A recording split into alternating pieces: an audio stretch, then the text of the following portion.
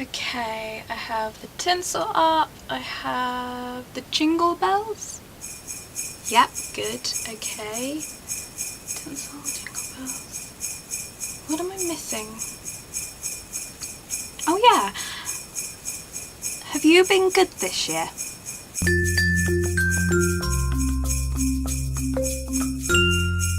Hi everybody, it's Lydia here. The decorations are up, it is freezing cold outside and it is December, so that can only mean one thing: it is time for the Christmas wish list. So I've put together a list of about 10 different books. They're all completely different. I've tried to pick loads of different genres and different styles of books, so hopefully whoever you are, whatever your tastes and likes are, you'll be able to find something in there that you can ask Santa for. Some of these books are absolutely brand new, they've only just come out. Others of them came out earlier this year and some of them came out years ago, but I don't really feel they've got much talk on BookTube, so I thought I'd bring them up. So let's get started, shall we? The first book on this list is Glamour in Glass by Mary Robinette Kowal. This is the second book in the Glamourist Histories series, and it follows on from Shades of Milk and Honey, which I'm always going on about on this channel.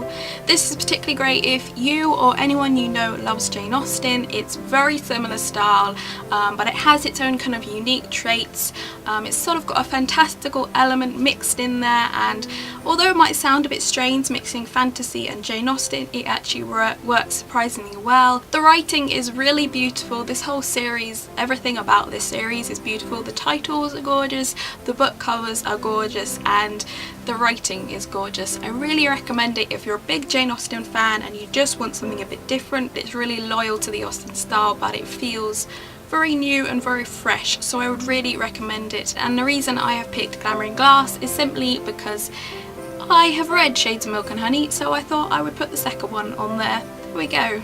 So the second book I actually mentioned in a video way back in September, and that is Us by David Nicholls. This hadn't come out back then, but I was really looking forward to it. He also obviously wrote One Day and Started for 10 and The Understudy, so he's written some really great books. This book is a contemporary, and I'm reticent to say contemporary romance because there is the romance in there, but it's not like a traditional contemporary romance. It is about a couple whose son is about to leave home, and basically the mother decides that she's not really sure whether her heart is really in the relationship anymore, and she's thinking about moving out and moving on as well. And it's basically about this guy who decides before all that happens he's going to take everyone on holiday and trying to resurrect his family and his marriage basically. So I have high hopes for this one. It's got really good reviews over the last couple of months, and if you're into contemporary romance and you enjoyed One Day or similar kind of books, then I recommend adding it to your Christmas list. Next up is We Are All Completely Beside Ourselves by Karen Joy Fowler. She is obviously most famous for the Jane Austen book club, which I really recommend checking out. This is about a girl named Rosemary who's just starting college, and she basically decides not to tell anyone she meets about her past. She wants to have a completely new fresh start. Now I know what you're thinking, there are loads of books that are like this. There are loads of books about young people going off to college and having a fresh start, you know, not telling anyone anything about their past. The difference with this book, however, is that as well as not telling people at her college anything about her past, she also decides not to tell anything to the reader. So you are as completely in the dark as everyone at her college, and as the book goes on you find out more and more about her past. I just thought it sounded like a really interesting idea, and although as I said there are a lot of books about young people going off to college for a fresh start, this one just had a different take on it and it sounded interesting, so I thought I'd add it. Next up is a bit of fantasy, The Enchantress by James Maxwell. This is about a girl who one day she sees her brother saved by an enchanter, and she basically decides that she wants to become an enchanter. However, it's quite difficult because she has to go to study it and she has to raise money for it. It's very kind of realistic in that aspect, as we all have to raise money for going to college. However, all sorts of other things start happening. Her brother enlists for the army, and then this guy called Killian turns up and he's a bit strange, and lots of different things start happening. As I say, it is the first book in the Everman saga and it sounds really fascinating. I think there are a few of these books out. I think it's been out for a while, this book, and it just sounded really interesting. Again, it got really good reviews on Goodreads, so I thought I'd add it, a bit of fantasy to the wish list.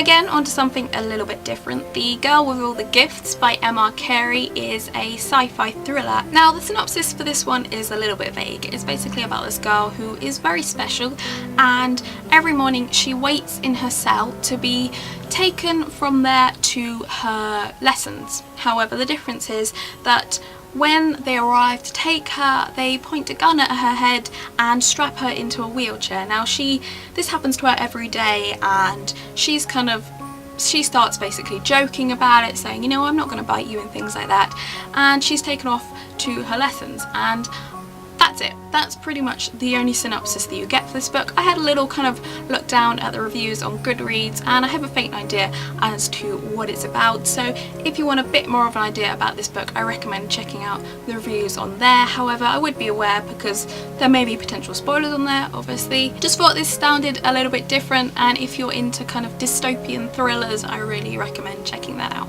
Next up is a book which probably all of you have heard of, which I haven't got around to reading, but I thought I would remind you if you haven't read as well, because I forgot about this book until I was, you know, browsing around for stuff to put on my Christmas list, and then I saw this.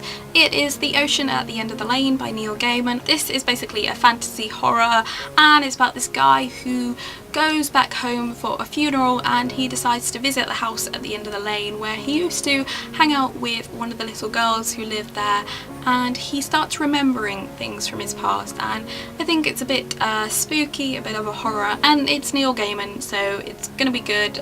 It's had great reviews, so if you haven't checked it out already, because I think I'm probably one of the few people who hasn't read this book, you've probably already read it.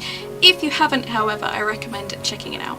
On to something completely different now. I am obviously a big Tolkien nut, and over the last couple of years there have been a few books released which were basically unfinished works that his son Christopher Tolkien has finished and published. And one of these is The Fall of Arthur, and as the title would suggest, this recounts the final days in the life of King Arthur. Now, the Arthurian legends are obviously renowned the world over. Everyone's heard at least some parts of them, even if only as a result of watching Merlin, so you probably have a pretty twisted idea of the legends. But if that kind of stuff really interests you, I do recommend checking this out, because it's Tolkien, it's gonna be amazing. This was literally kind of what he was professor in, these kind of stories and mythologies. So if you don't know anything about the Arthurian legends, or you do and you just want more, because who doesn't, then I recommend checking this out. As you might have guessed by now, this list is kind of in a totally random order. There's no chronologicalness about this list, so I thought I'd throw in a bit of non-fiction with The Bookshop Book by Jen Campbell. I've seen this on a couple of other booktube channels over the last couple of months, and it's basically a book about weird and wonderful bookshops the world over. Now, if like me you love bookshops, I can't get enough of bookshops, and nothing I love greater than a weird and wonderful bookshop, which is what this book is all about. It just looks really interesting and really awesome, and I'm a bit of a kind of travel nut as well, so if you're kind of into books and into travel, then check this book out, it's definitely for you. Another rehash of a kind of old legendary story, as it were, is The Song of Achilles by Madeline Miller. For those of you who have read Homer's Iliad, this is about the relationship between Achilles and Patroclus in the lead up to the fall of Troy. And for those of you who haven't read that and have only seen the film Troy that was out a decade or so ago, their relationship is completely different to how it is portrayed in that film, and if you're kind of a bit put off by trying to read the Iliad, because believe me, it is really quite overwhelming, I recommend checking out this book, because it sounds like it's going to be a bit of an ease into that story, and hopefully it'll kind of get you to read more classical literature, because there's some really awesome classical literature out there, and I really recommend checking it out. But if you're kind of a bit overwhelmed by it, read this first and then perhaps move on to something else.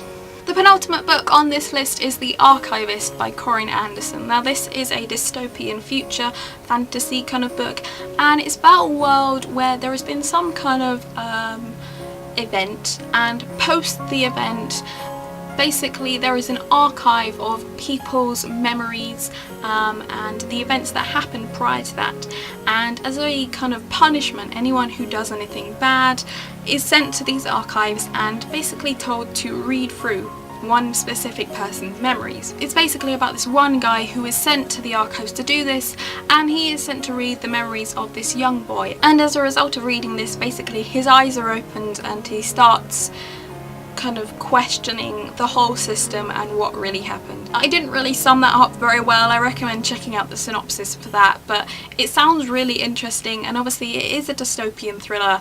I'm really big into dystopian books right now, as I think pretty much the whole of particularly YA is right now. So it sounds kind of similar, well not similar, but a sort of similar style in a way to The Maze Runner, just in the kind of aesthetics of the book more than anything. But it sounds like really interesting, so I thought I would add that to this list. And the final book on this list is The Miniaturist by Jessie Burton. This actually came out a few months ago and has won loads of awards. I think it actually only won something like last week or something or other. It's got so much praise, and it's basically a 17th century story about a woman who has just married this guy and she's moving in to live with him and his sister, and as a wedding present he buys her basically a miniaturized version of the house they live in, and the miniaturist, who is the guy who has designed this house, he basically is coming in to the house to finish off it and finish furnishing it and everything. However, Nella, the new bride, basically begins to question whether the miniaturist has power over them as a result of designing this house, and whether he kind of is having an influence on their lives. So it's a bit sinister and it's a bit kind of creepy.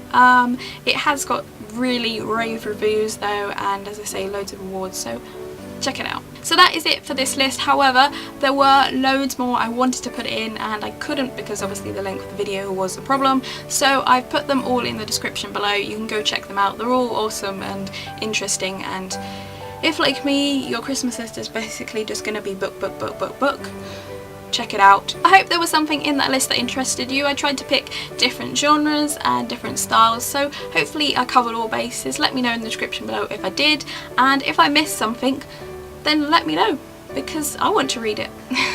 I will see you again tomorrow for another video, but until then, bye!